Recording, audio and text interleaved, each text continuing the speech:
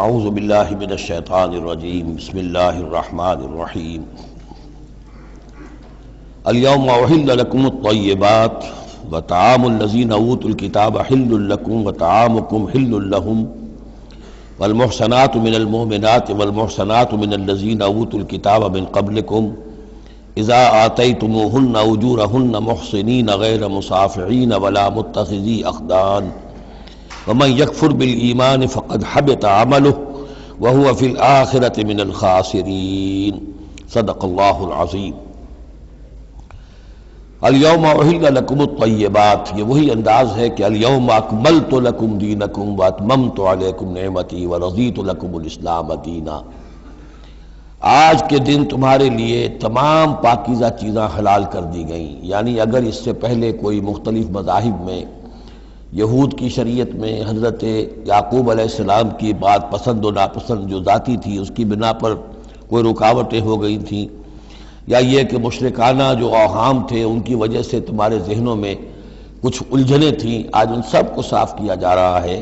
الیوم احل لکم الطیبات، تمام صاف ستھری پاکیزہ چیزاں تمہارے لیے حلال ہیں۔ وطعام الذین اوتوا الکتاب حل لکم، اور ان لوگوں کا کھانا بھی کہ جنہیں کتاب دی گئی تھی تمہارے لیے حلال ہے۔ لیکن اس میں ظاہر ہونا چاہیے کہ ان کا کھانا کہ جو ظاہر بات ہے کہ اگر عیسائی سور کھا رہا ہوگا تو وہ ہمارے لیے حلال نہیں ہوگا، مطلب یہ کہ ان کا گوشت ذبح کیا ہوا اگر ہو حلال جانور کا تو وہ ہم کھا سکتے ہیں، جانور حلال ہو، اور نمبر دو کہ اسے ذبح کیا گیا ہو۔ وطعامکم حل لہم، اسی طرح تمہارا کھانا بھی ان کے لیے حلال ہے۔ والمحصنات من المؤمنات، اور تمہارے لیے شادی کرنا بھی حلال ہے ان سے بھی کہ جو خاندانی خواتین ہوں اہل ایمان میں سے۔ والمحصنات من الذین اوتوا الکتاب من قبلکم، اور خاندانی خواتین ان لوگوں کی کہ جنہیں کتاب دی گئی تھی تم سے پہلے، یعنی مسلمان مرد جو ہے عیسائی اور یہودی خاتون سے شادی کر سکتا ہے۔ اذا آتیتموہن اجورہن، جب کہ تم انہیں ادا کر دو ان کے مہر۔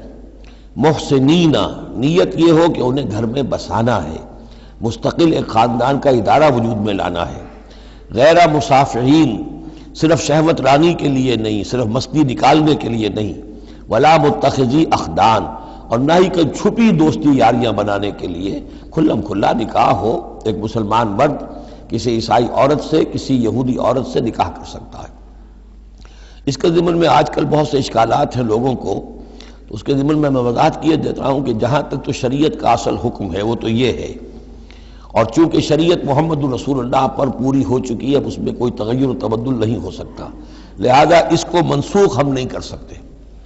یہ تو قانون جو ہے قائم رہے گا، اور یہ اس کا جواز جو ہے، یہ اس کا جو کچھ لوگوں کو اس کے خلاف جو مصلحتیں نظر آتی ہیں وہ اپنی جگہ پر صحیح ہیں، لیکن اس کے باوجود قانون کو بدلا نہیں جا سکتا۔ اگر ایک خالص اسلامی ریاست ہو تو کچھ عرصے کے لیے کسی ایسی اجازت کو موقوف کیا جا سکتا ہے، جیسے حضرت عمر رضی اللہ تعالیٰ عنہ نے ایک زمانے میں جب کہ قحط پڑا ہوا تھا تو قطع ید کی سزا جو ہے، چوری پر ہاتھ کاٹنے کی سزا کو موقوف کر دیا تھا۔ یہ حالات ایسے ہیں۔ اسی طرح سے عارضی طور پر کسی حکم میں، کسی ایگزیکٹو آرڈر کے ذریعے سے، اسلامی حکومت کے کسی عارضی حکم کے ذریعے سے کوئی پابندی لگ سکتی ہے۔ مثلا چونکہ صورتحال یہ ہے کہ مسلمان مردوں کو اجازت ہے عیسائی اور یہودی عورتوں سے شادی کی، مسلمان عورت کی شادی نہیں ہو سکتی کسی بھی عیسائی یا یہودی مرد سے۔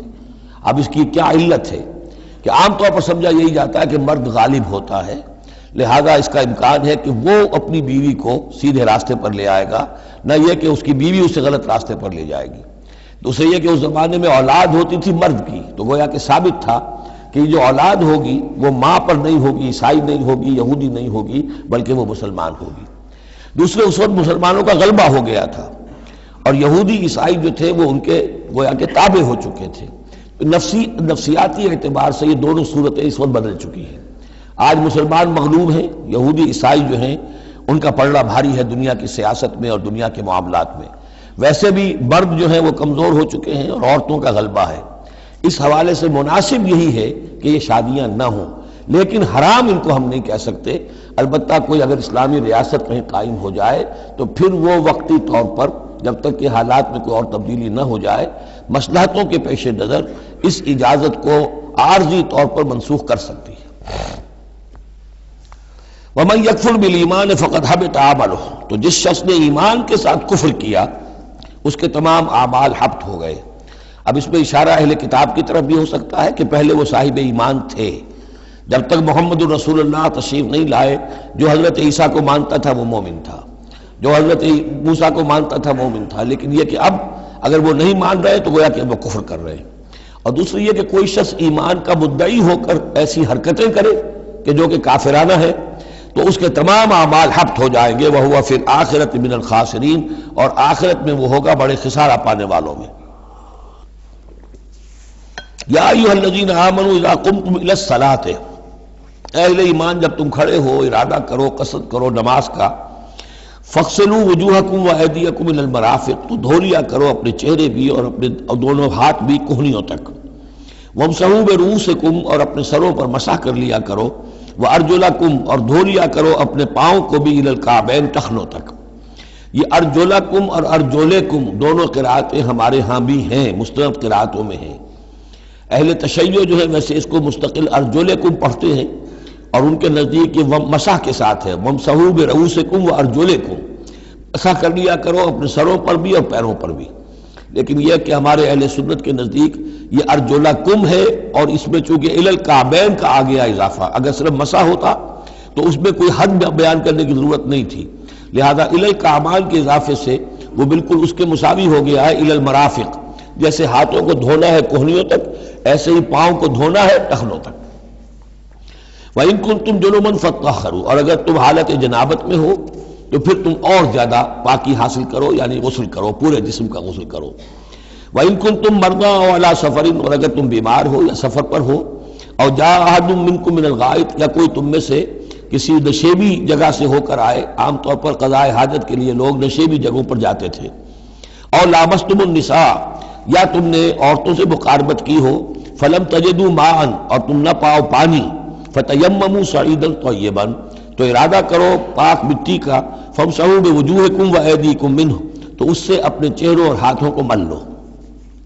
ما یرید اللہ لیجعل علیکم من حرج، اللہ یہ نہیں چاہتا کہ تم پر کوئی تنگی کرے، پانی نہیں ہے تو مٹی سے، ولکن یرید لیطہرکم، لیکن یہ ضرور چاہتا ہے کہ وہ تمہیں پاک کرے، ولیتم نعمتہ علیکم، اور تم پر اپنی نعمت کا اتمام فرمائے، لعلکم تشکرون، تاکہ تم شکر کا حق ادا کر سکو۔ واذکروا نعمت اللہ علیکم ومیثاقہ الذی واثقکم بہ، اب دیکھیے ایک میثاق وہ تھا کہ جو بنی اسرائیل سے لیا گیا، اب یہ میثاق اہل ایمان سے ہو رہا ہے۔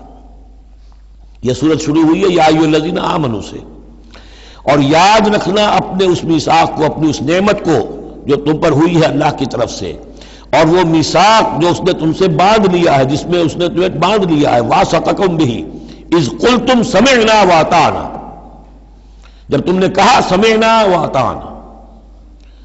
سورہ بقرہ کی آخری آیت کہاں ختم ہوئی تھی؟ سمعنا واطعنا، آخری سے پہلی غفرانک ربنا والیک المصیر۔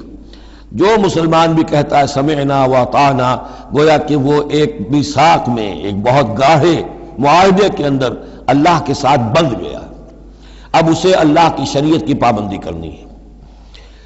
واذکروا نعمت اللہ علیکم ومیثاقہ الذی واثقکم بہ اذ قلتم سمعنا واطعنا واتقوا اللہ، اللہ کا تقوی اختیار کرو، ان اللہ علیم بذات الصدور، یقیناً اللہ تعالیٰ جو سینوں کے اندر چیزیں پنہاں ہیں ان سے بھی واقف ہے۔ یا ایھا الذین آمنوا کونوا قوامین بالقسط، کونوا قوامین للہ شہداء بالقسط۔ اب وہ آیت نمبر 135 میں نے نوٹ کرائی تھی سورہ نساء کی، اور یہ آیت نمبر 8 ہے سورہ مائدہ کی، یہ ایک ہی مضمون، وہی نسبت زوجیت کو سمجھ لیجئے، صرف یہ کہ عکسی ترتیب ہے۔ وہاں تھا یا ایھا الذین آمنوا کونوا قوامین بالقسط شہداء للہ، یہاں ہے کونوا قوامین للہ شہداء بالقسط۔ ایک حقیقت تو میں نے اس وقت بیان کر دی تھی کہ گویا کہ معلوم ہوا کہ اللہ اور قسط مترادف ہے، اللہ کے لیے کھڑے ہو جاؤ، قسط کے لیے کھڑے ہو جاؤ، اللہ کے گواہ بن جاؤ، قسط کے گواہ بن جاؤ، تو گویا کہ اللہ اور قسط یہ مترادف ہے۔ دوسرا مفہوم جو کہ آج سامنے آ رہا ہے اس کو سمجھ لیجئے کہ کسی معاشرے میں عدل قائم کرنا، ایک تو یہ کہ عام انسان کی جو اس کی نفسیات ہے اس کی فطرت ہے، اس کا تقاضا بھی یہ ہے کہ انسان چاہتا ہے کہ انصاف ہو۔ آج پوری نوع انسانی انصاف کی تلاش میں گھوم رہی ہے۔ بادشاہت سے نجات حاصل کی تھی، جمہوریت کی طرف آئے تھے کہ غلامی سے نجات ملے، انصاف ہونا چاہیے، انسان پر حاکم بن کر بیٹھ جائے، یہ تو کوئی حق نہیں ہے کسی کو۔ لیکن یہ کہ اس کا نتیجہ کیا ہوا کہ کیپٹلزم کی لعنت میں گرفتار ہو گئے، سرمایہ داروں کی جو ہے وہ ایک ڈکٹیٹریٹ اور آمریت قائم ہو گئی۔ اس سے نجات پانے کے لیے کمیونزم کے پاس گئے، وہ پھر ایک پارٹی ڈکٹیٹرشپ قائم ہو گئی، ایک سے ایک رست از یک بنتا افتاد در بندے دیگر، ایک قید سے نجات نہیں پائی کہ دوسری قید کے اندر پھر پھنس گئے۔ اب انسان کدھر جائے گا؟ لیکن یہ کہ فطرت کے اندر ہے کہ عدل اور انصاف انسان چاہتا ہے۔ ایک تو یہ ہے کہ اس فطرت کے تقاضے کو پورا کرتے ہوئے عدل کو قائم کرنے کے لیے انسان کھڑا ہو جائے، اور ایک اس سے اوپر کی منزل ہے کہ اصل العدل اللہ کی ذات ہے، اس کا دیا ہوا نظام جو ہے وہ ہے عادلانہ نظام، ہم اس کے وفادار ہیں، ہمارے ذمے ہے اس کے نظام کو قائم کرنا۔ تو کھڑے ہو جاؤ اللہ کے لیے، یا ایھا الذین آمنوا کونوا قوامین للہ شہداء بالقسط۔ یہاں پر یہ اوپر کی منزل ہے جو بیان ہو رہی ہے کہ اصل میں یہ صرف فطرت انسانی کے تقاضے کے طور پر نہیں، تمہاری عبدیت کا تقاضا ہے، تمہارا اللہ کے ساتھ وفاداری کا جو رشتہ ہے اس کا تقاضا ہے کہ پوری قوت کے ساتھ with all the emphasis at your command، جو بھی تمہارے پاس ذرائع ہیں، وسائل ہیں، ان سب کو لے کر، جو بھی آپ کے پاس قوت ہے اس سب کو جمع کر کے، اور آپ کھڑے ہو جائیں اللہ کے لیے۔ کھڑے ہو جائیں اللہ کے لیے چمانی دارت، اللہ کے لیے کھڑے ہونا یعنی اس کے دین کے گواہ بن کر کھڑے ہو جانا، اور اس کا دین جو ہے العدل ہے، انصاف ہے، قسط ہے، تو اس انصاف اور قسط کو قائم کرنا۔ یا ایھا الذین آمنوا کونوا قوامین للہ شہداء بالقسط۔ اب دیکھیے وہاں کیا تھا، وَلَوْ عَلَىٰ أَنفُسِكُمْ أَوِ الْوَالِدَيْنِ وَالْأَقْرَبِينَ۔ انصاف سے روکنے والی چیز ہوتی ہے کوئی محبت۔ اب میں اپنے خلاف کیسے فتویٰ دے دوں، اپنے والدین کے خلاف کیسے فیصلہ دے دوں، اپنے رشتہ داروں کے خلاف کیسے فیصلہ دے دوں؟ وہاں فرمایا اس کی کاٹ کر دی، وَلَوْ عَلَىٰ أَنفُسِكُمْ أَوِ الْوَالِدَيْنِ وَالْأَقْرَبِينَ۔ حق بات ہے، انصاف کی بات ہے، خواہ تمہارے خلاف جا رہی ہو، تمہارے والدین کے خلاف جا رہی ہو، تمہارے رشتہ داروں کے خلاف جا رہی ہو، حق کہنا ہے۔ دوسری چیز کیا ہوتی ہے، کسی کی دشمنی کی وجہ سے آپ حق نہیں کہتے، بات تو حق ہے اسی کی، لیکن یہ تو دشمن ہے، میں اس کے حق میں کیسے فتویٰ دوں؟ اس سے یہاں روک دیا گیا۔ تو یہ وہ ریسیپروکل نسبتیں ہیں قرآن مجید کی صورتوں کے اندر، ایک ہی مضمون ہے، اس کے اندر عکسی ترتیب اور ریسیپروکل ترتیب۔ وَلَا يَجْرِمَنَّكُمْ شَنَآنُ قَوْمٍ عَلَىٰ أَلَّا تَعْدِلُوا۔ دیکھو کسی قوم کی دشمنی تمہیں اس بات پر آمادہ نہ کر دے کہ تم عدل سے منحرف ہو جاؤ۔ اعدلوا، عدل سے کام لو، انصاف کرو۔ هو اقرب للتقوی، یہی بہتر ہے اور قریب تر ہے تقوی کے۔ واتقوا اللہ ان اللہ خبیر بما تعملون، اور اللہ کا تقوی اختیار کرو، اور جو کچھ تم کر رہے ہو اللہ اس سے باخبر ہے۔ اب اس میں ظاہر بات ہے بار بار میں نہیں کہہ سکتا، یہ جو بار بار آتا اللہ دیکھ رہا ہے، اللہ باخبر ہے، کیا مانی؟ ہر ایک کا حساب تم سے لے گا، ہر ایک کی جواب دہی تمہیں کرنی پڑے گی، تمہارا کوئی عمل، تمہارا کوئی قول اس کے علم سے خارج نہیں ہے، لہذا ہر وقت چوکس رہو، چوکنے رہو۔ وعد اللہ الذین آمنوا وعملوا الصالحات لہم مغفرۃ واجر عظیم۔ ہاں اللہ تعالیٰ کا وعدہ ہے ان لوگوں سے جو ایمان لائیں اور نیک عمل کریں کہ ان کے لیے مغفرت بھی ہے، اجر عظیم بھی ہے۔ والذین کفروا وکذبوا بآیاتنا اولئک اصحاب الجحیم، اور جو لوگ کہ انکار کریں اور جھٹلا دیں ہماری آیات کو، وہ ہیں جہنم والے، آگ والے۔ یا ایھا الذین آمنوا اذکروا نعمت اللہ علیکم اذ ہم قوم ان یبسطوا الیکم ایدیہم۔ اہل ایمان ذرا یاد کرو اس اللہ کے انعام کو جبکہ قوم نے ارادہ کیا تھا کہ تمہارے خلاف اقدام کریں، بڑھائیں اپنے ہاتھ تمہارے خلاف۔ یہ غزوہ احزاب کے بعد جو ہے وہ ایک جو بھی کوششیں ہوئیں، بہت سے لوگ ابھی پیچ و تاب کھا رہے تھے کفار میں سے کہ آپ پھر دوبارہ جائیں، لیکن ایسے حالات اللہ تعالیٰ نے پیدا کر دیے، ان کے دلوں پر ایسا رعب پڑ گیا تھا غزوہ احزاب کے بعد کہ پھر جرأت ہو نہیں سکی۔ اس کو اللہ تعالیٰ اپنے انعام کی حیثیت سے یہاں اس کا ذکر فرما رہے ہیں۔ اذ ہم قوم ان یبسطوا الیکم ایدیہم، جبکہ ایک قوم نے ارادہ تو کیا تھا کہ وہ اپنے ہاتھ پھیلائیں تمہاری طرف، بڑھائیں تمہاری اوپر زیادتی کرنے کے لیے، تم پر فوج کشی کے لیے۔ فکف ایدیہم عنکم، تو اللہ تعالیٰ نے ان کے ہاتھوں کو روک دیا تم سے۔ اور اس میں خاص اشارہ صلح حدیبیہ کی طرف ہے۔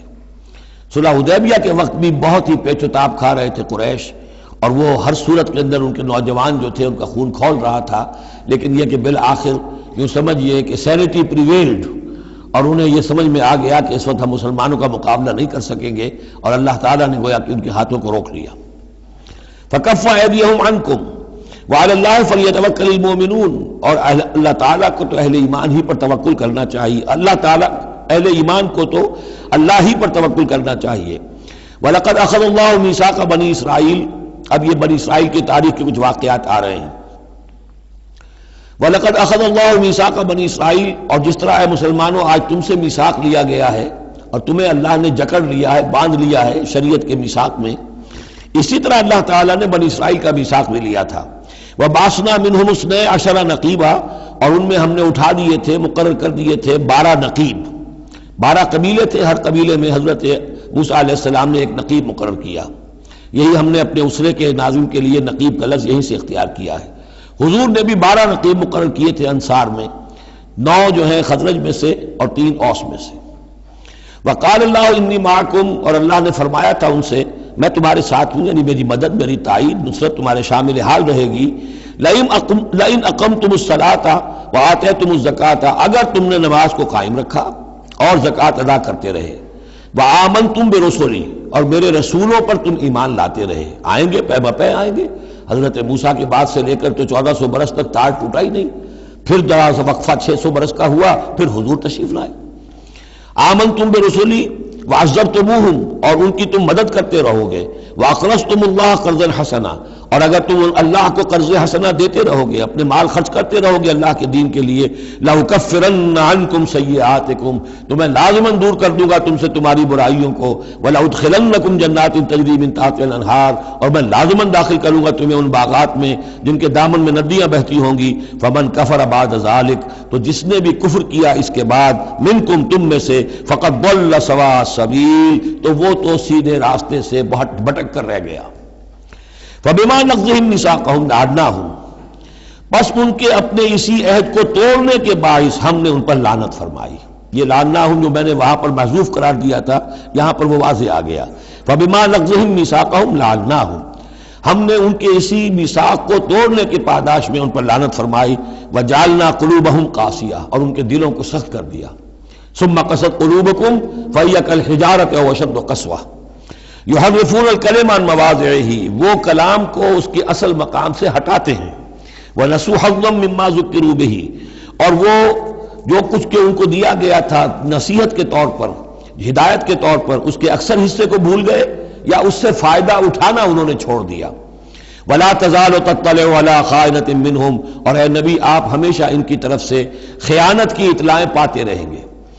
آپ کو معلوم ہے کہ حضور جیسے ہی مدینے پہنچے تھے تو آپ نے پہلے 6 مہینے میں جو 3 کام کیے، کنسولیڈیشن اپنی پوزیشن کی مدینہ منورہ میں، ان میں سے ایک یہ بھی تھا کہ یہود کے 3 قبیلوں سے معاہدے کر لیے، جوائنٹ ڈیفنس آف مدینہ، کہ اگر مدینے پر حملہ ہوگا تو مل جل کر دفاع کریں گے۔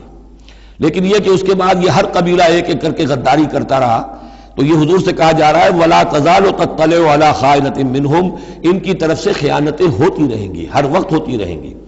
الا قلیلا منہم، سوائے ان میں سے چند کے، کچھ لوگ شریف بھی ہوں گے۔ فاعف عنہم واصفح، تو ابھی درگزر کیجئے اور ذرا معاف کیجئے۔ ان اللہ یحب المحسنین، یقیناً اللہ تعالی احسان کرنے والوں کو پسند فرماتا ہے۔ ومن الذین قالوا انا نصارى اخذنا میثاقهم، اور ان لوگوں سے بھی جنہوں نے یہ کہا کہ ہم نصارہ ہیں، ہم نے ان کا بھی میثاق لیا۔ اخذنا میثاقهم فنسوا حظا مما ذکروا، تو وہ بھی بھول گئے بڑا حصہ اس کا جو نصیحت انہیں کی گئی تھی، یا بھول گئے اس نصیحت سے فائدہ اٹھانا۔ فَأَغْرَيْنَا بَيْنَهُمُ الْعَدَاوَةَ وَالْبَغْضَاءَ إِلَى يَوْمِ الْقِيَامَةِ، تو ہم نے ڈال دی ان کے مابین دشمنی اور بغض قیامت کے دن تک۔ عیسائیوں میں تو خاص طور پر ایک تو ہے عیسائی اور یہودیوں کے درمیان جو دشمنی رہی ہے، یہ جو ہمارا دور ہے اصل میں اس میں عارضی طور پر صورتحال تبدیل ہو گئی ہے، لیکن واقعہ یہ ہے کہ پورے 2000 برس تک، لگ بھگ 100 برس نکال دیجئے تو 1900 برس تک شدید دشمنی رہی ہے یہودیوں اور عیسائیوں کے درمیان، کیونکہ عیسائی سمجھتے تھے کہ جسے ہم خدا سمجھتے ہیں اس کے قاتل یہ ہیں، انہوں نے سولی چڑھایا ہے۔ یہودی سمجھتے تھے کہ کافر جو تھا، مرتد جو تھا، جادوگر تھا، ولد الحرام تھا، ولد الزنا تھا، اسے یہ خدا کا بیٹا بنائے پھرتے ہیں۔ اب یہ اس قدر یعنی کنٹراسٹ ہے اتنی ایک دوسرے کے خلاف کہ ان کے اندر کوئی پوائنٹ آف میٹنگ ہے ہی نہیں، شدید دشمنی رہی۔ اسی طریقے سے عیسائیوں کے اندر پھر جو فرقے بنے ہیں اور ان میں جو خانہ جنگی ہوئی ہے، پوری انسانی تاریخ اس کی مثال پیش کرنے سے قاصر ہے۔ ایک اتنی موٹی کتاب لکھی ایک صاحب نے، لندن میں ہے، بلڈ آن دی کراس، صلیب پر خون، وہ جو کتاب ہے وہ بتاتی ہے، میں حیران رہ گیا پڑھ کر۔ ہم لوگ نہیں واقف ہیں ان کی تمام چیزوں سے، یورپ میں جو کچھ ہوتا رہا ہے عیسائیوں کے فرقوں کے مابین، کیتھولکس اور پروٹیسٹنٹس کے درمیان، اس کی ہلکی سی جھلک اب بھی آئرلینڈ میں نظر آتی ہے۔ کسی طریقے سے ہمارے ہاں شیعہ سنی فساد کبھی نہیں ہوا عثمانی میں، کہیں محرم کے موقع پر ہو جاتا تھا، ان دنوں وہ سیاسی معاملات زیادہ ہو گئے ہیں، ورنہ فساد کی نوبت بہت کم آئی، بہت کم۔ لیکن خون ریزی، قتل اور غارت گری جو وہاں ہوئی ہے اس کی کوئی مثال نہیں دنیا میں۔ فَأَغْرَيْنَا بَيْنَهُمُ الْعَدَاوَةَ وَالْبَغْضَاءَ إِلَى يَوْمِ الْقِيَامَةِ، ہم نے ڈال دی ان کے مابین دشمنی اور بغض قیامت تک کے لیے۔ وَسَوْفَ يُنَبِّئُهُمُ اللَّهُ بِمَا كَانُوا يَصْنَعُونَ، اور پھر اللہ تعالیٰ جتلا دے گا انہیں قیامت کے دن جو کچھ وہ کرتے رہے تھے۔ یا اہل الکتاب قد جاءکم رسولنا، اب یہ وہی انداز ہے جو سورہ نساء کے آخر میں تھا، اے کتاب والو قد جاءکم رسولنا، آ گیا ہے تمہارے پاس ہمارا رسول صلی اللہ علیہ وسلم، یبین لکم کثیرا مما کنتم تخفون، جو ظاہر کر رہا ہے تم پر اکثر وہ چیزیں جو تم چھپا رہے تھے، من الکتاب، کتاب میں سے، ویعفو عن کثیر، ابھی بہت سی چیزوں سے تو درگزر بھی کر رہا ہے، تمہارے سارے بھانڈے نہیں پھوڑے اس نے۔ قد جاءکم من اللہ نور و کتاب مبین، آ چکا ہے تمہارے پاس اللہ کی طرف سے نور بھی اور روشن کتاب بھی۔ یہ مقام قرآن کا ایسا ہے کہ یہاں نور سے مراد احتمال میں حضور کی شخصیت بھی ہو سکتی ہے۔ وہاں میں نے کہا تھا انزلنا الیکم نورا مبینا، نازل کر دیا ہے تمہاری طرف ایک روشن نور، وہاں اس سے مراد قرآن بنتا ہے، اس لیے کہ حضور کے لیے لفظ انزلنا یہ صحیح نہیں، اس پر منطبق نہیں ہو سکتا بعثت کے لیے۔ لیکن یہاں جاءکم من اللہ نور و کتاب مبین، یہ بھی معنی ہو سکتے ہیں کہ نور بھی قرآن کو کہا گیا ہو، اور واو جو ہے یہ واو تفسیری ہو، آ گیا ہے تمہارے پاس نور یعنی کتاب مبین، یہ بھی معنی ہو سکتے ہیں، احتمال یہ بھی ہے۔ لیکن یہ کہ یہ احتمال بھی موجود ہے کہ یہاں نور سے مراد محمد الرسول اللہ صلی اللہ علیہ وسلم کی ذات مبارکہ ہو، اور اس سے مراد حضور کی روح ہے، روح پر نور ہے، اور اس اعتبار سے کہ حضور کی روح جو ہے اور آپ کی روحانیت آپ کے پورے وجود کے اوپر غالب تھی، چھائی ہوئی تھی، لہذا آپ کو مجسم نور بھی کہا جا سکتا ہے۔ یہ صرف یوں سمجھیے استعارے کا انداز ہے، اس میں کوئی حرج کی بات نہیں۔ قد جاءکم من اللہ نور و کتاب مبین یہدی بہ اللہ من اتبع رضوانہ سبل السلام، اس کے ذریعے سے اللہ تعالی رہنمائی فرماتا ہے ان کی جو اس کی رضا کے جویا ہیں، متلاشی ہیں، سلامتی کے راستوں کی ہدایت فرماتا ہے۔ وَيُخْرِجُهُم مِّنَ الظُّلُمَاتِ إِلَى النُّورِ، اور نکالتا ہے انہیں اندھیروں سے روشنی کی طرف بِإِذْنِهِ، اپنے حکم سے، وَيَهْدِيهِمْ إِلَىٰ صِرَاطٍ مُّسْتَقِيمٍ، اور ان کی رہنمائی فرماتا ہے، ہدایت دیتا ہے انہیں سیدھے راستے کی طرف۔ قَدْ كَفَرَ الَّذِينَ قَالُوا إِنَّ اللَّهَ هُوَ الْمَسِيحُ ابْنُ مَرْيَمَ، یقیناً کفر کیا انہوں نے جنہوں نے کہا اللہ ہی مسیح ابن مریم ہے۔ دیکھیے حضرت عیسیٰ کے بارے میں یہ دو عقیدے رہے ہیں ان کے ہاں، ایک ہے گاڈ انکارنیٹ، اوتار کا عقیدہ جو ہندوؤں میں بھی ہے، رام چندر جی خدا کے اوتار، کرشن جی مہاراج خدا کے اوتار، یعنی خدا خود ہی انسانی شکل میں ظہور کر لیتا ہے۔ اسی طرح کا گاڈ انکارنیٹ کا کانسیپٹ عیسائیوں میں بھی رہا ہے، اور خاص طور پر جیکوبائٹس جو ان کا فرقہ رہا ہے وہ سختی کے ساتھ اس پر قائل تھا کہ اصل میں اللہ ہی نے حضرت مسیح کی شکل میں دنیا میں ظہور فرمایا ہے۔ جیسے ہمارے ہاں بھی بعض جو ہیں غلو میں آ کر محبت اور عقیدت اور عظمت محمد الرسول اللہ صلی اللہ علیہ وسلم کی اس میں ایک حد سے تجاوز کرتے ہوئے کہہ دیتے ہیں کہ وہی جو مستوی عرش تھا خدا ہو کر اتر پڑا وہ مدینے میں مصطفیٰ ہو کر، یہ گویا کہ وہی اوتار کا عقیدہ ہے جو ہم نے دوسروں سے سیکھ لیا ہے۔ اسی طریقے کی بات یہ ہے ان کے ہاں لقد کفر الذین قالوا ان اللہ هو المسیح ابن مریم، ان لوگوں نے بھی کفر کیا جنہوں نے کہا کہ اللہ ہی ہے، مسیح ابن مریم جو ہے حقیقت میں اللہ ہی ہے جو اس شکل میں ظاہر ہوا ہے۔ قل فمن یملک من اللہ شیئا، تو ان سے پوچھئے کہ کون ہے جسے اختیار ہو اللہ کے مقابلے میں کچھ بھی، ان اراد ان یہلک المسیح ابن مریم، اگر وہ ہلاک کرنا چاہے مسیح ابن مریم کو، وامہ اور اس کی ماں کو بھی، مریم کو بھی، ومن فی الارض جمیعا، اور جو بھی زمین میں ہے ان سب کو ہلاک کرنا چاہے تو کون اس کا ہاتھ روک لے گا؟ وَلِلَّهِ مُلْكُ السَّمَاوَاتِ وَالْأَرْضِ وَمَا بَيْنَهُمَا، اور اللہ ہی کے لیے ہے بادشاہی آسمانوں کی اور زمین کی اور جو بھی کچھ ان دونوں کے مابین ہے۔ یخلق ما یشاء، وہ تخلیق فرماتا ہے جو چاہتا ہے، واللہ علی کل شیء قدیر، اللہ ہر چیز پر قادر ہے، جو چیز چاہتا ہے تخلیق فرماتا ہے۔ آدم کو تخلیق فرمایا، عیسیٰ کو تخلیق فرمایا، یحییٰ کو تخلیق فرمایا۔ اعجاز کے اور معجزہ ہونے کی مختلف شکلیں ہیں۔ وقالت الیہود والنصارى نحن ابناء اللہ واحباؤہ، اور یہ یہودی اور نصرانی کہتے ہیں ہم تو اللہ کے بیٹے ہیں، یعنی بیٹوں کے مانند لاڈلے، واحباؤہ اس کے بڑے چہیتے ہیں، پیارے ہیں۔ قل فلم یعذبکم بذنوبکم، تو ان سے کہیے کہ پھر وہ تمہیں عذاب کیوں دیتا رہا ہے تمہارے گناہوں کی پاداش میں؟ اللہ کی اولاد ہو، چہیتے ہو، نبوکدنضر کے ہاتھوں تمہیں پٹوایا، 6 لاکھ تمہارے قتل ہوئے، تمہارا ہیکل اول جو ہے وہ شہید ہوا، ایسیرینز کے ہاتھوں تمہاری سلطنت اسرائیل ختم ہوئی، پھر تمہیں یونانیوں نے رگڑا، پھر تمہیں جو ہے رومیوں نے جو ہے کس طریقے سے تمہیں ایذائیں پہنچائیں، اور تمہارا دوسرا جو ہیکل بنایا تھا وہ بھی گرا دیا۔ ایسے ہی لاڈلے ہوتے ہیں اللہ کے؟ یا اللہ اتنا ہی لاچار ہے، بیچارہ ہے، عاجز ہے؟ قل فلم یعذبکم بذنوبکم بل انتم بشر ممن خلق، نہیں، تم بھی انسان ہو جیسے کہ اور انسان اس نے بنائے ہیں۔ یغفر لمن یشاء، وہ جس کی چاہتا ہے بخشش فرماتا ہے، ویعذب من یشاء، جس کو چاہتا ہے سزا دیتا ہے۔ وللہ ملک السماوات والارض، آسمان اور زمین کی کل بادشاہی اللہ ہی کے لیے ہے، وما بینہما، اور جو کچھ ان دونوں کے مابین ہے ان کی بھی، وإلیہ المصیر، اور اسی کی طرف لوٹ جانا ہے۔ یا اہل الکتاب قد جاءکم رسولنا یبین لکم علی فترۃ من الرسل، پھر وہی بات لیکن یہاں ایک نئے نکتے کے ساتھ آئی ہے۔ اہل کتاب تمہارے پاس آ چکا ہے ہمارا رسول صلی اللہ علیہ وسلم، یبین لکم، جو تمہارے لیے واضح کر رہا ہے، بیان کر رہا ہے، علی فترۃ من الرسل، رسالت کے ایک انقطاع کے بعد۔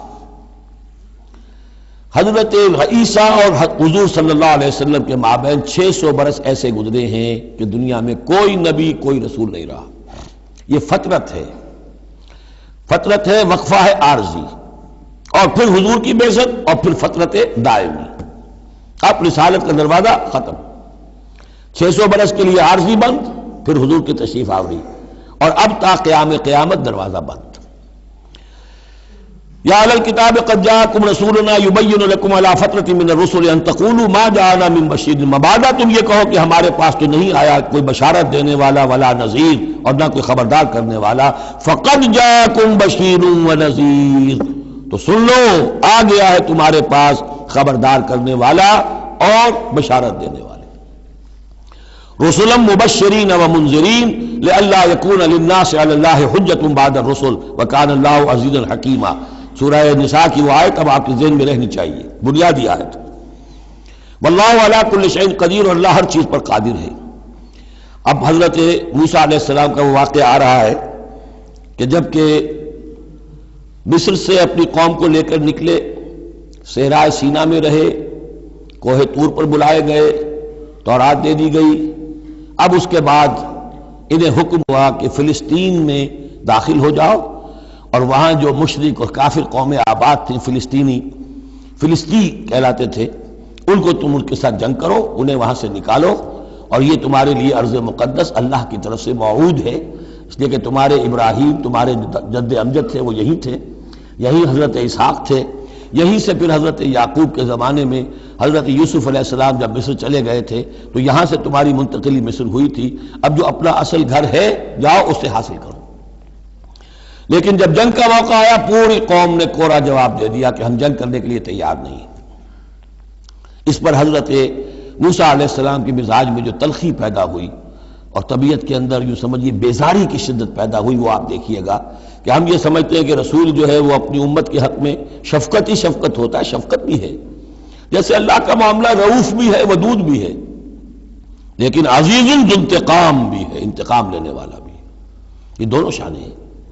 رسول کا معاملہ بھی یہی ہے، شفیق بھی ہے لیکن غیور بھی ہے، دین کی غیرت اس میں ہے، آپ سے بڑھ کر اللہ کے دین کی غیرت اس میں ہے، تو آخر ظاہر بات ہے کہ آپ کے طرز عمل سے بیزاری بھی ہوگی۔ پھر ان دونوں چیزوں کو سامنے رکھیے۔ اور یہ بات ذرا میں عرض کر دوں، تھوڑی سا نکتہ ہے سمجھنے کا، کہ چونکہ اس قوم کو اب تک بہت سا تجربہ ہوا تھا معجزوں کا، پیاس لگی، ہم سورہ بقرہ میں پڑھ آئے ہیں، ایک ضربی چٹان پر 12 چشمے پھوٹ گئے، کوئی محنت تو کرنی نہیں پڑی۔ بھوک لگی، من و سلوہ نازل ہو گیا۔ دھوپ لگی، سائبان جو ہے وہ ابر کا سائبان ساتھ ساتھ چل رہا ہے۔ سمندر راستے میں آیا، پھٹا، اس نے راستہ دے دیا۔ تو اس سے یہ بھی کہا جا سکتا ہے کہ اس لاڈ پیار کی وجہ سے بگڑ گئے تھے، اور یہی حکمت ہے کہ حضور کی پوری زندگی میں آپ کو اس طرح کا کوئی معجزہ نظر نہیں آتا۔ مسلمانوں، جو کرنا ہے اپنی جان دے کر، ایثار سے، قربانی سے، محنت سے، مشقت سے، بھوک جھیل کر، فاقے برداشت کر کے کرو۔ یہ بہت اہم نکتہ ہے، سمجھ لیجیے۔ یہ عادی ہو گئے تھے۔ وَإِذْ قَالَ مُوسَىٰ لِقَوْمِهِ يَا قَوْمِ اذْكُرُوا نِعْمَتَ اللَّهِ عَلَيْكُمْ إِذْ جَعَلَ فِيكُمْ أَنْبِيَاءَ وَجَعَلَكُمْ مُلُوكًا، اور یاد کرو جب کہ موسیٰ نے کہا اپنی قوم سے، میری قوم کے لوگوں، اور تورات سے معلوم ہوتا ہے، بک آف ایکسوڈس جو ہے 6 لاکھ کی نفری تھی ان کی جب یہ نکلے ہیں مصر سے۔ اب ان میں بوڑھے بھی، بچے بھی اور عورتیں بھی، ان کو نکال دیجئے تو کم سے کم 1 لاکھ تو ہوں گے کہ جو ایسے لوگ ہوں کہ جو جنگ کی صلاحیت رکھتے ہوں، اور نیچے جائیے برسبیل تنزل تو 50,000 تو ہوں گے، لیکن ان کا حال کیا ہوا وہ دیکھ لیجئے۔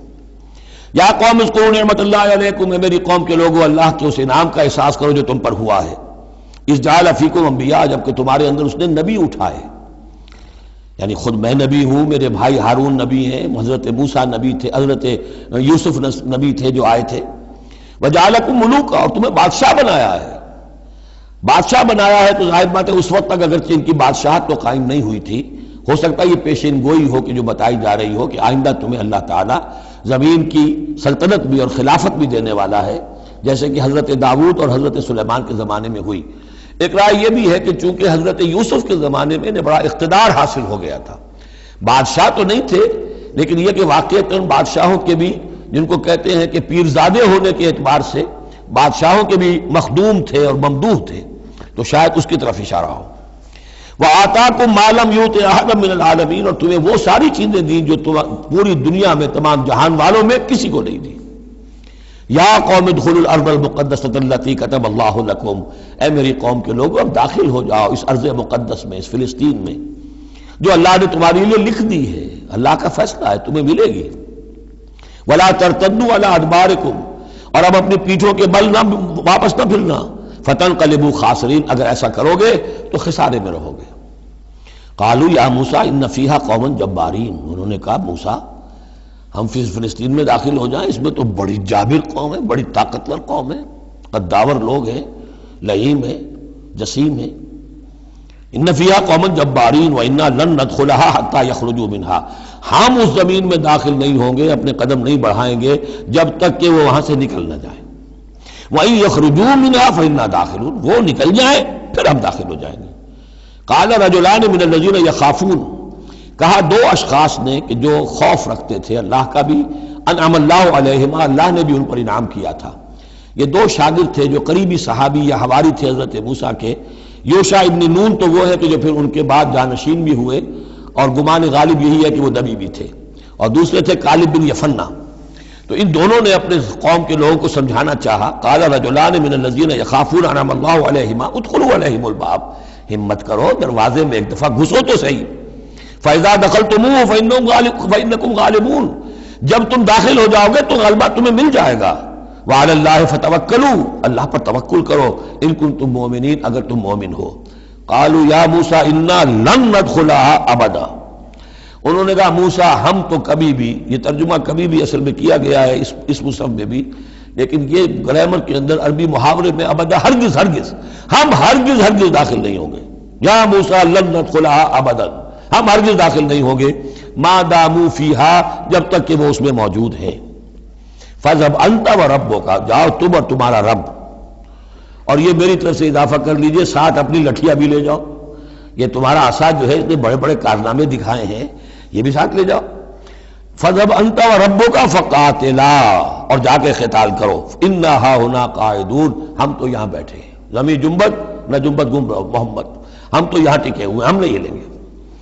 قال رب، اب دیکھیے بیزاری، وہی حضرت موسیٰ سورہ قصص میں آپ واقعہ پڑھیں گے کہ قبطی جو تھا وہ مار رہا تھا ایک اسرائیلی کو، تو اس کی طرف سے پھر مدافعت کرتے ہوئے حضرت موسیٰ نے ایک مکہ رسید کیا اور اس قبطی کی جان نکال دی.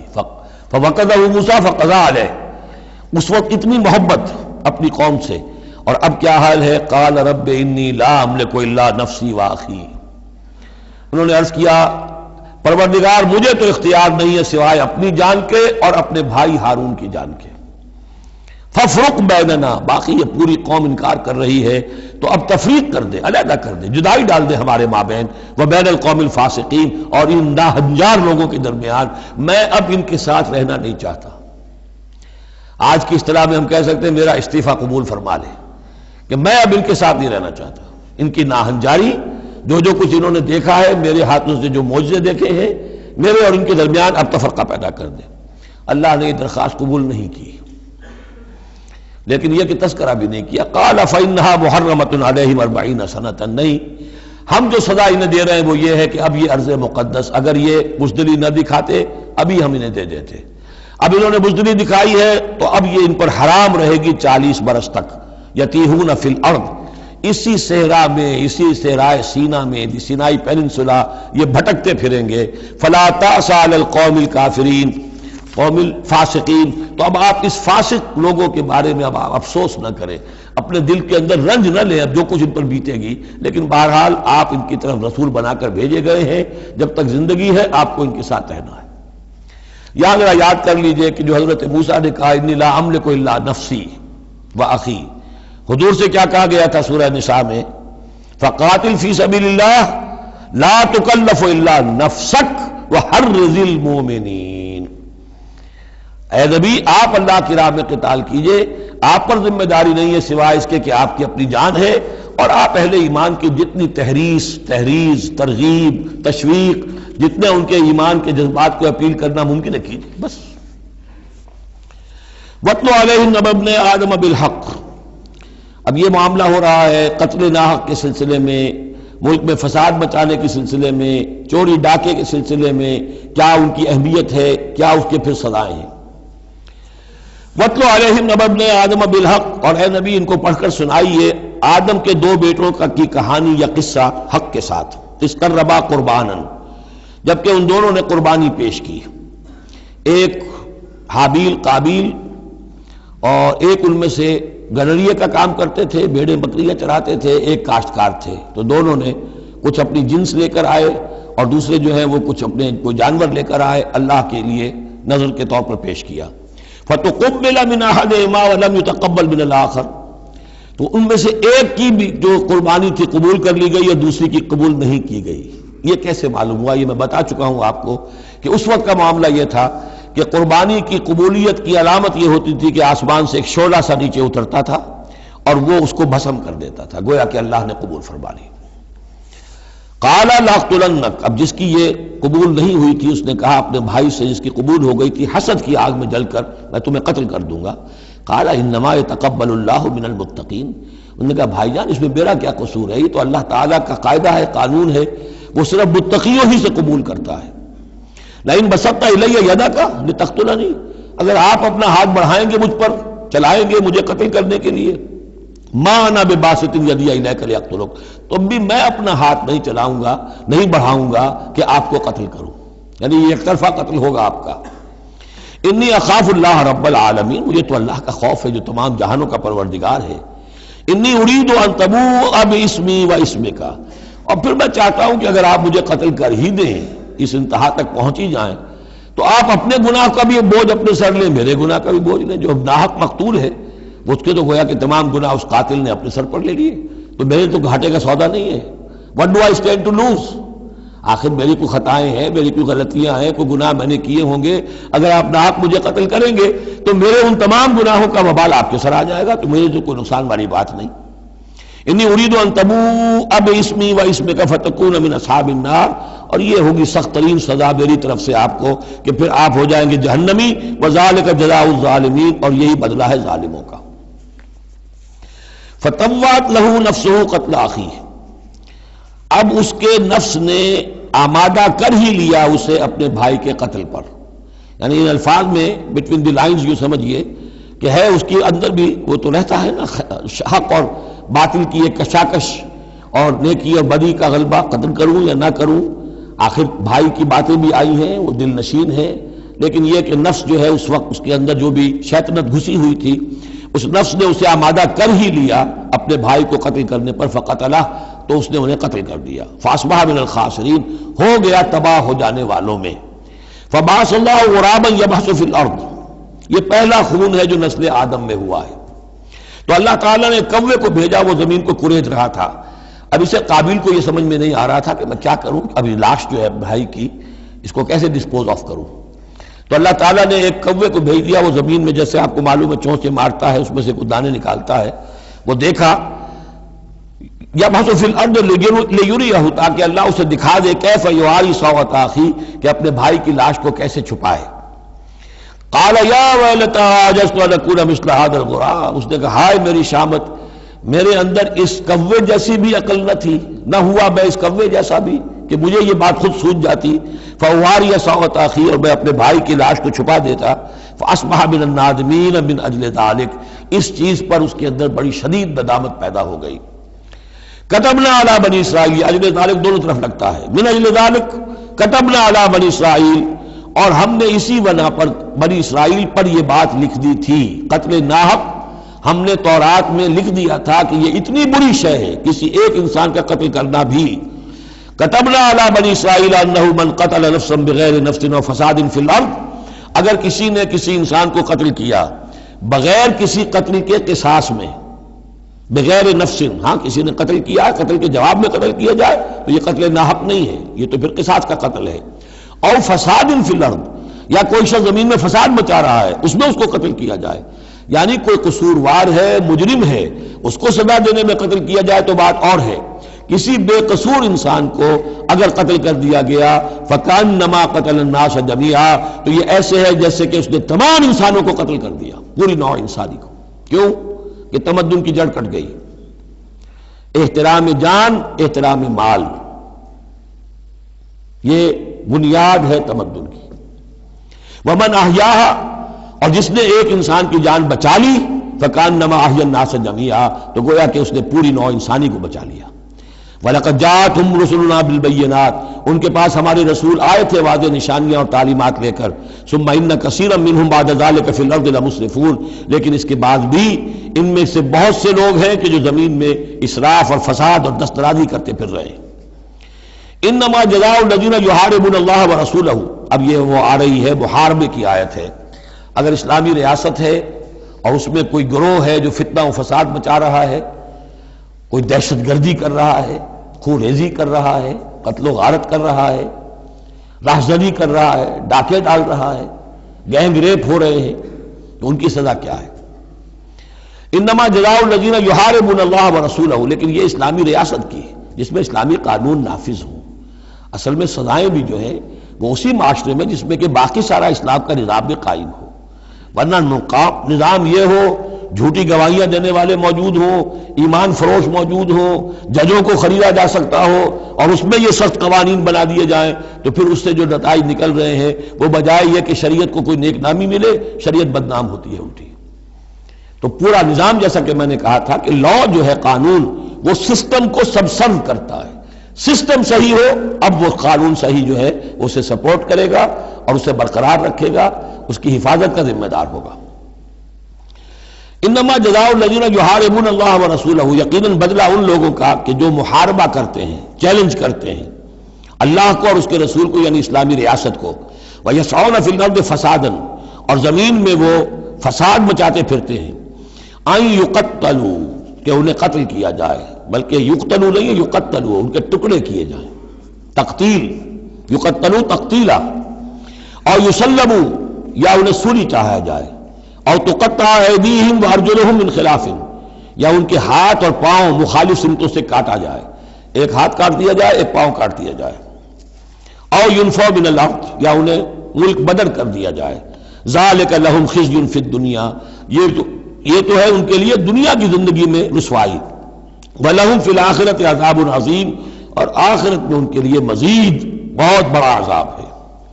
إِلَّا الَّذِينَ تَابُوا مِن قَبْلِ أَن تَقْدِرُوا عَلَيْهِمْ، سوائے اس کے کہ جو لوگ توبہ کر لیں اس سے پہلے کہ تم ان پر قابو پاؤ، ایک تو یہ ہے کہ توبہ کر لی ہے، ابھی وہ ڈاکو پکڑے نہیں گئے، پکڑے جانے سے پہلے توبہ کر رہے ہیں، اس میں رعایت کی گنجائش ہے، لیکن جب پکڑے گئے اب توبہ کا دروازہ بند ہو گیا۔ الا الذین تابوا من قبل ان تقدروا علیہم، سوائے ان کے کہ جو توبہ کر لیں اس سے پہلے کہ تم ان کے اوپر قابو پاؤ، فاعلموا ان اللہ غفور الرحیم، تو ان کے ساتھ نرمی کی جا سکتی ہے، تو جان لو کہ اللہ تعالیٰ غفور اور رحیم ہے۔ یہی معاملہ کیا تھا حضرت علی رضی اللہ تعالیٰ عنہ نے خوارج کے ساتھ کہ اگر تم اپنے غلط عقیدے پر قائم رہو میں تمہیں کچھ نہیں کہوں گا، لیکن تم اگر خون ریزی کرو گے، قتل و غارت کرو گے، تو پھر ظاہر بات ہے کہ میں تمہارے ساتھ رعایت نہیں کر سکتا، محض عقیدے کی حد تک میں تمہیں کچھ نہیں کہوں گا۔ یا ایھا الذین آمنوا اتقوا اللہ وابتغوا الیہ الوسیلۃ وجاہدوا فی سبیل اللہ لعلکم تفلحون، اہل ایمان اللہ کا تقوی اختیار کرو اور اس کی جناب میں اس کا قرب تلاش کرو۔ اس لفظ نے بھی کافی لوگوں کو پریشان کیا ہے۔ وسیلے کا لفظ اردو میں آتا ہے تو ذریعے کے معنی میں آتا ہے، وسیلہ ذریعہ، کسی تک پہنچنے کا ذریعہ، سفارش کے لیے کسی کو وسیلہ بنا لیا، کسی کو ذریعہ بنا لیا۔ عربی میں وسیلہ کے یہ معنی نہیں ہے، عربی میں وسیلے کے معنی قرب ہے صرف۔ بدقسمتی سے بعض تو الفاظ ایسے ہیں کہ جو عربی میں ان کا مفہوم بالکل کچھ اور ہے، اردو میں کچھ اور ہے، بعض ایسے ہیں کہ کچھ تھوڑا تھوڑا فرق ہے۔ جیسے ذلیل کا لفظ ہے، عربی میں اس کے معنی ہے صرف کمزور، اردو میں اس کے معنی ہے کمینے کے، زمین و آسمان کا فرق آ گیا۔ جیسے کہ ہم پڑھ آئے ہیں وَلَقَدْ نَصَرَكُمُ اللَّهُ بِبَدْرٍ وَأَنْتُمْ أَذِلَّةٌ، اے مسلمانوں یاد کرو اللہ نے تمہاری مدد کی تھی بدر میں جبکہ تم بہت کمزور تھے۔ اب اگر وہاں ذلیل کا ترجمہ اردو والا کر دیا جائے تو پھر ہمارے ایمان کے لالے پڑ جائیں گے۔ اسی طریقے سے عربی میں جہل کے معنی جو ہے وہ جذباتی ہونا ہے، ان پڑھ ہونا نہیں، پڑھے لکھے جاہل ہو سکتے ہیں، جذباتی ہیں، اکھنڈ ہے، اکھڑ مزاج کے لوگ ہیں، وہ غیر عالم کو جاہل نہیں کہتے، لیکن اردو میں جاہل کہتے ہیں جو ان پڑھ ہو۔ اسی طریقے سے یہ لفظ وسیلہ ہے، اس کا جو اصل مفہوم ہے قرب۔ اہل ایمان اللہ کا تقوی اختیار کرو نمبر ایک، لیکن تقوی جو ہے وہ ذرا ایک نیگیٹو بات ہے، بچنا اللہ سے، اللہ کے غضب سے، اللہ کی ناراضگی سے، برائی سے بچنا، گناہ سے بچنا، نافرمانی سے بچنا، اللہ کے احکام کو توڑنے سے بچنا، یہ ایک منفی کانسیپٹ ہے۔ وابتغوا الیہ الوسیلہ، نہیں، آگے بڑھو، اس کا قرب تلاش کرو، تقرب، اس سے نزدیک ہو جاؤ، قریب سے قریب ہو جاؤ۔ لیکن اس تقرب کا ذریعہ کیا ہوگا؟ وَجَاهِدُوا فِي سَبِيلِهِ لَعَلَّكُمْ تُفْلِحُونَ، اس کی راہ میں جہاد کرو تاکہ تم فلاح پاؤ۔ اس سے بات بالکل کھل گئی۔ تقوی اور تقرب اللہ کے لیے جہاد۔ تقوی شرط لازم ہے، پہلے تو یہ کہ جو حرام چیزیں ان سے آپ بچیں، جن چیزوں سے روک دیا گیا ہے ان سے رک جائیں، اور اللہ کی نافرمانی جو ہے اس سے باز آ جائیں۔ اب اس کے بعد اس کی طرف آگے بڑھنا چاہتے ہیں، تقرب حاصل کرنا چاہتے ہیں، اس کی راہ میں جہاد کیجیے۔ ان الذین کفروا لو ان لهم ما فی الارض جمیعا ومثلہ معہ، یقیناً وہ لوگ جنہوں نے کفر کیا اگر ان کے پاس ہوتی وہ ساری دولت کی جو زمین میں ہے کل کی کل اور اتنی ہی اور بھی ہوتی، لیفتدوا بہ من عذاب یوم القیامہ، کہ وہ اس کے ذریعے سے فدیہ دے کر چھوٹ سکے قیامت کے دن کے عذاب سے، ما تقبل منہم، وہ ان سے ہرگز قبول نہیں کی جائے گی۔ یہ بھی تعلیق بالمحال ہے، نہ ایسا ہوگا نہ ممکن ہے، لیکن یہ کہ آخری درجے میں اس کو بیان کر دینا کہ اگر اتنی دولت بھی ہو تب بھی اللہ کیا وہ فدیہ جو ہے قبول نہیں ہوگا۔ وَلَهُمْ عَذَابٌ أَلِيمٌ، اور ان کے لیے تو دردناک عذاب ہے۔ يُرِيدُونَ أَن يَخْرُجُوا مِنَ النَّارِ وَمَا هُمْ بِخَارِجِينَ مِنْهَا، وہ چاہیں گے کہ آگ سے کس طرح نکلیں لیکن نکل نہیں پائیں گے۔ وَلَهُمْ عَذَابٌ مُقِيمٌ، اور ان کے لیے ہوگا قائم رہنے والا عذاب، مسلسل دائم اور قائم۔ وَالسَّارِقُ وَالسَّارِقَةُ فَاقْطَعُوا أَيْدِيَهُمَا، اور چوری خواہ مرد کرے خواہ چوری کرنے والی عورت ہو، ان دونوں کا ہاتھ کاٹ دو، ایک ایک ہاتھ، ایدیہما، ان کے ایک ایک ہاتھ کاٹ دو۔ جزاء بما کسبا، یہ بدلہ ہے ان کے کرتوت کا، نکالا من اللہ، اور یہ عبرتناک سزا ہے اللہ کی طرف سے۔ اب دیکھیے یہاں میں مثال دیتا ہوں آپ کو اہل قرآن کی حکمت اور ان کی سمجھداری کی۔ غلام احمد پرویز صاحب کہتے ہیں کہ یہ جو ہے کہ ہاتھ کاٹ دو چور کا، اس کا مطلب ہے ایسا نظام بنا دو کہ چوری کی ضرورت ہی نہ پڑے۔ اچھا یہ تو ہم بھی چاہتے ہیں کہ نظام ایسا ہو، کفالت عامہ ہو، کوئی شخص مجبوراً چوری نہ کرے، اس لیے کہ اس کی کفالت کے لیے اگر موجود ہے، وہ ریاست جو ہے اس کی تمام بنیادی ضروریات کی کو انڈر رائٹ کر رہی ہے تو اسے چوری کی ضرورت نہیں ہے۔ ہم بھی چاہیں گے کہ یہ بات ٹھیک ہے، لیکن یہ کہ اس کا مطلب یہ ہے، یہ غلط ہے۔ لیکن قرآن کس طرح اپنی حفاظت کرتا ہے؟ ایسے نظام کا قائم کرنا عبرت ہوگی؟ ایسا نظام کا قائم کرنا ان کے کرتوتوں کی سزا ہوگی؟ قرآن مجید پر اس قسم کا باطل جو ہے حملہ آور نہیں ہو سکتا۔ دو الفاظ، فَاقْطَعُوا أَيْدِيَهُمَا، ان کے ہاتھ کاٹ دو، جزاء بما کسبا، جو کمائی انہوں نے کی ہے اس کا بدلہ۔ اچھا، جو کمائی انہوں نے کی اس کا بدلہ یہ ہے کہ اچھا نظام قائم کرو۔ نکالن، نکال کہتے ہیں کہ عبرتناک سزا، نکالن من اللہ، اللہ کی طرف سے عبرت کے لیے۔ اور یہ اسلام کے اندر جو تعزیرات ہیں اور حدود ہیں اور سزائیں ہیں، ان کے لیے لفظ نکال بہت اہم ہے۔ عبرتناک سزا، اگرچہ شہادت کا قانون بڑا سخت رکھا ہے، شبہ ہو تو ملزم کو چھوڑنے کی ہدایت ہے۔ جو آج بھی دنیا کے اندر جو اصول ہیں کہ جو بھی ڈاؤٹ ہے اس کا فائدہ جو ہے، شک کا فائدہ وہ ملزم یا ملزم کو جائے گا، لیکن یہ ساری کے باوجود اگر ثابت ہو گیا ہے، اب سزا وہ دو کہ ایک کو سزا ملے اور لاکھوں کی آنکھیں کھل جائیں، تاکہ آئندہ سے پھر یہ جرم کرنے کی ہمت کسی میں نہ ہو۔ یہ جو ڈیٹرنس ہے، اس طرح کی سزائیں کہ جن سے برائی جو ہے اس کو استحصال معاشرے سے کیا جا سکے، یہی واحد ذریعہ ہے، ورنہ دنیا میں امریکہ جیسی کلچر سوسائٹی کے اندر بھی موسٹ ہینس کرائم موجود ہے، بڑا ہی گھناؤنا جرم موجود ہے، اس لیے کہ اس قسم کی سزائیں ہیں ہی نہیں۔ لوگ جرم کرتے ہیں، جیل میں رہے، عیش کیا، کچھ دیر کے بعد پھر آئے، پھر جرم کیا، پھر چلے گئے، باہر جا کے کیا کریں گے، وہاں تو سرکاری مہمان ہیں۔ تو یہ سارا فلسفہ جو ہے نتیجہ کہ جرم جو ہے ان کا وہ بڑھتا چلا جا رہا ہے۔ والسارق والسارقۃ فاقطعوا أيديهما جزاء بما كسبا نكالا من الله والله عزيز حكيم، اللہ زبردست ہے، حکمت والا۔ فمن تاب من بعد ظلمه واصلح فإن الله يتوب عليه، تو جس نے بھی توبہ کر لی اس کے بعد اپنے ظلم اور اپنے جرم کے پیچھے واصلہ اور اصلاح کر لی تو اللہ قبول کرتا ہے اس کی توبہ کو۔ ان اللہ غفور الرحیم، یقیناً اللہ غفور الرحیم ہے۔ لیکن جرم کی سزا دنیا میں ختم نہیں ہوگی۔ ایک جرم جو کیا ہے وہ جرم ہے دنیا کا، گناہ ہے اللہ کا۔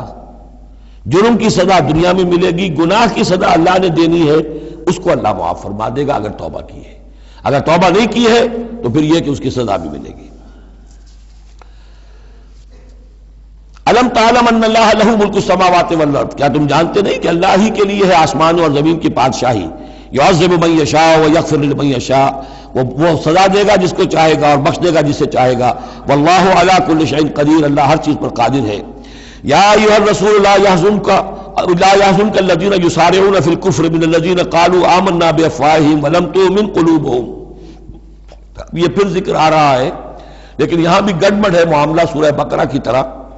منافقین پر بھی انطباق ہوگا اس کا، اور اہل کتاب کے بھی وہ لوگ جو ان کے طرف کے منافق تھے، جن کا میلان اسلام کی طرف بھی تھا، چاہتے بھی تھے کہ مسلمانوں میں شامل رہے، لیکن وہ اپنے ساتھیوں کو بھی چھوڑنے کو تیار نہیں تھے۔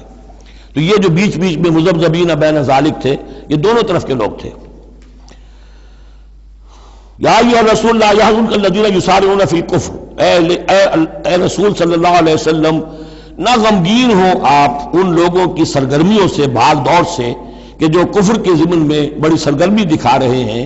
من الذین قالوا آمنا بافواہہم، ان لوگوں میں سے جو اپنے منہ سے تو کہتے ہیں کہ ہم ایمان رکھتے ہیں، ولم تؤمن قلوبہم، اور ان کے دل ایمان نہیں لائے ہیں۔ ومن الذین ہادوا، اور اسی طرح کے لوگ یہودیوں میں سے ہیں۔ سماعون للکذب، یہ بڑے ہی غور سے سنتے ہیں، توجہ سے سنتے ہیں جھوٹ کو۔ سماعون لقوم آخرین، اور یہ سنتے ہیں کچھ اور لوگوں کے لیے، یعنی ایک تو یہ ہے کہ ان کی جھوٹی باتیں بڑی توجہ سے سنیں گے، شیاطین جو ہیں ان کے، وَإِذَا خَلَوْا إِلَىٰ شَيَاطِينِهِمْ قَالُوا إِنَّا مَعَكُمْ إِنَّمَا نَحْنُ مُسْتَهْزِئُونَ۔ پھر یہ کہ ان کی طرف سے جاسوس بن کر آئیں گے مسلمانوں کے ہاں، کہ یہاں بڑی توجہ سے بات سنتے ہیں تاکہ جا کے رپورٹ کر سکیں، آج محمد نے یہ کہا، آج فلاں معاملہ ہوا صلی اللہ علیہ وسلم۔ تو سماعون لقوم آخرین، اس کے دونوں ترجمے ہو سکتے ہیں کہ وہ دوسری قوم کی باتوں کو بڑی توجہ سے سنتے ہیں، یا سنتے ہیں دوسری قوم کے لوگوں کے لیے، انہیں رپورٹ کرنے کے لیے، ان کے اسپائس کی حیثیت سے آ کر۔ لم یاتوک، جو آپ کے پاس نہیں آتے، یعنی ان کے جو گرو گھنٹال ہیں، ان کے جو لیڈر ہیں، ان کے جو شیاطین ہیں، وہ آپ کے پاس نہیں آتے۔ یہ جو بین بین کے لوگ ہیں در حقیقت وہ آتے ہیں جن کے ذریعے سے یہ سارا معاملہ جو ہے جاسوسی کا چل رہا ہے۔ یحرفون الکلم من بعد مواضعہ، وہ کلام کو پھیر دیتے ہیں اس کی جگہ کے اور موقع اور محل کے معین ہو جانے کے بعد. یقولون ان اوتیتم ھذا فخذوہ، وہ کہتے ہیں اگر تمہیں یہ شے مل جائے تو لے لینا. کوئی مقدمہ ہے وہ لا رہے ہیں حضور کے پاس، پہلے سے طے کر رکھا ہے، اگر تو فیصلہ یہ ہوگا محمد کا ہم قبول کر لیں گا، اگر یہ فیصلہ نہیں کریں گے ہم فیصلہ رد کر دیں گے. اور اسی سے یہ بات سمجھ لیجئے کہ اصل میں فتح مکہ تک جس معنی میں ہم لفظ بولتے ہیں ریاست، اسلامی ریاست، پورے طور پر ایک ہمہ گیر ریاست پورے طور پر مدینے میں فتح مکہ کے بعد قائم ہوئی ہے، پہلے قائم نہیں ہوئی. ورنہ کسی ریاست میں دو جوڈیشل سسٹمز نہیں ہو سکتے، سوائے جو پاکستان میں ابھی ہوا ہے، 2 چیف جسٹس بھی ہو گئے ہمارے ہاں چند دن کے لیے، لیکن یہ کہ یہ انہونی بات تھی جو ہوئی ہے. لیکن یہ کہ ہوتا نہیں دنیا میں، ایک ریاست ایک عدالتی نظام. یہ لوگ جب چاہتے تھے حضور کے پاس آ جاتے تھے، جب چاہتے تھے کسی اور یہودیوں کی عدالت میں لے جاتے تھے. تو پیرلل نظام وہاں چل رہے تھے.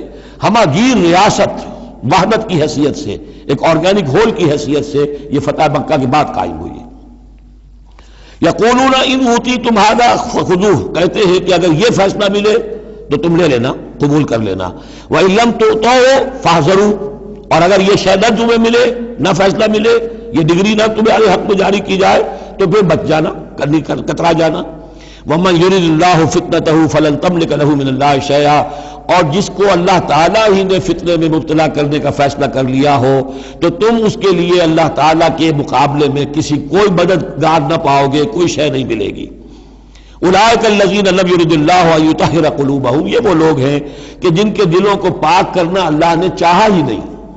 لم یرد اللہ ان یطہر قلوبہم لہم فی الدنیا خزی، ان کے لیے دنیا میں بھی رسوائی ہے، ولہم فی الآخرۃ عذاب عظیم، اور آخرت میں ان کے لیے دردناک اور بہت بڑا عذاب ہے.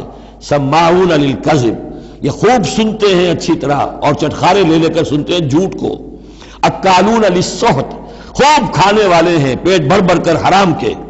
فإن جاؤوک، پھر اگر یہ آپ کے پاس آئیں، فحکم بینہم، آپ چاہیں تو ان کا مقدمہ لیں اور فیصلہ کریں. او اعرض عنہم، آپ چاہیں تو ان کا مقدمہ لینے سے انکار کر دیجیے، کیونکہ نیتیں ان کی نیک نہیں ہیں. وہ آپ کا فیصلہ لینے نہیں آئے، طے کیے بیٹھے ہوئے پہلے سے کہ اگر فیصلہ یہ ہوگا تو قبول کر لیں گے ورنہ ہم لوٹ کے آ جائیں گے. تو ایسے لوگوں پر اپنا وقت ضائع کرنا جو ہے اس کو کوئی ضرورت نہیں ہے. لیکن یہ کہ اندیشہ یہ ہو سکتا تھا کہ یہ جا کے پروپیگنڈا کریں گے، دیکھو ہم تو گئے تھے محمد کے پاس مقدمہ لے کر، یہ کیسے نبی ہے رسول ہے، یہ مقدمے کا فیصلہ کرنے کو تیار نہیں. تو یہ جو اندیشہ ہو سکتا تھا اس کی پھر آگے اللہ تعالیٰ کی طرف سے حضور کو اطمینان دلایا جا رہا کہ آپ پرواہ نہ کریں اس اندیشے کی.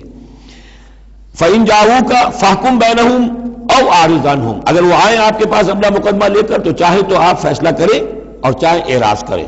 وَإِن تُعْرِضْ عَنْهُمْ، اگر آپ ان سے اعراض کریں گے، ان کا مقدمہ جو ہے فیصلہ کرنے سے انکار کر دیں گے، فَلَن يَضُرُّوكَ شَيْئًا، وہ آپ کو کوئی ضرر نہیں پہنچا سکیں گے. ان کے مخالفانہ پروپیگنڈے سے قطعاً کوئی آپ کو ہراساں ہونے کی ضرورت نہیں ہے. وَإِنْ حَكَمْتَ، اور اگر آپ فیصلہ کریں، فَحْكُم بَيْنَهُمْ بِالْقِسْطِ، تو بہرحال آپ کو فیصلہ کرنا ہے عدل اور قسط کے ساتھ، انصاف کے ساتھ. ان اللہ یحب المقسطین، یقیناً اللہ تعالیٰ جو ہے وہ انصاف کرنے والوں کو پسند کرتا ہے، ان سے محبت کرتا ہے. وَكَيْفَ يُحَكِّمُونَكَ، اور اے نبی یہ کیسے آپ کو حکم بناتے ہیں، یہود کی طرف اشارہ ہے. وَعِندَهُمُ التَّوْرَاۃ، ان کے پاس تورات موجود ہے، نیک نیت ہو تو اسی کے فیصلے کو لے کر چلیں. فِيهَا حُكْمُ اللَّهِ، اس میں اللہ کا حکم موجود ہے. ثُمَّ يَتَوَلَّوْنَ مِن بَعْدِ ذَلِكَ، پھر بھی وہ اس کے بعد بھی اس سے روگردانی کرتے ہیں. وَمَا أُولَٰئِكَ بِالْمُؤْمِنِينَ، اور حقیقت میں یہ لوگ مومن نہیں ہیں، ایمان سے خالی ہیں، ایمان سے تہی دست ہیں، ان کا اصل روگ یہ ہے. بارک اللہ لی ولکم فی القرآن العظیم ونفعنی وإیاکم بالآیات والذکر الحکیم.